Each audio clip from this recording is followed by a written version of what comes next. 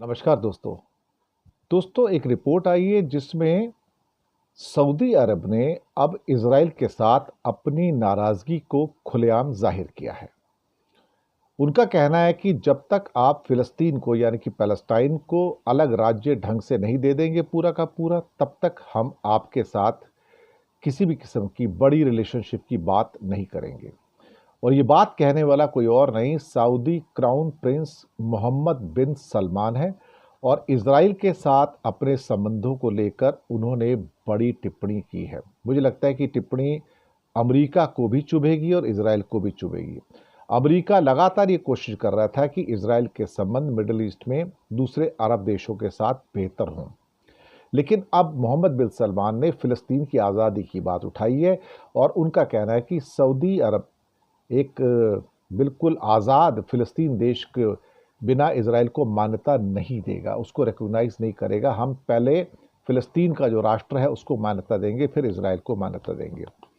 और फिलिस्तीनी जो सारा एरिया है, वेस्ट बैंक का हो या फिर गजा पट्टी का हो, वहाँ पर जो इजरायली कब्जा है इस समय, उसकी उन्होंने बहुत कड़ी आलोचना की है क्राउन प्रिंस मोहम्मद बिन सलमान ने।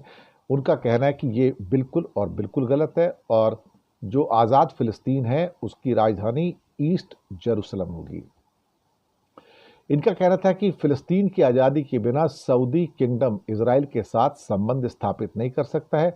अमेरिका काफ़ी समय से दोनों देशों के बीच संबंधों को जनरलाइज करने में, सामान्य बनाने में लगा हुआ था, लेकिन 7 अक्टूबर को जब हमास ने इजराइल पर हमला किया तब उसको झटका लगा। अब सऊदी अरेबिया की इस पॉलिसी को एक बहुत बड़े चेंज, एक पैराडाइम शिफ्ट, एक बदलाव के रूप में देखा जा रहा है।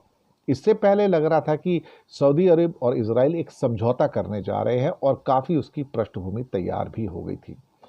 लेकिन तब सऊदी ने अमेरिका के सामने शर्त रखी थी कि इजराइल के साथ संबंध सामान्य करने के बदले वो उसके साथ एक डिफेंस डील करे।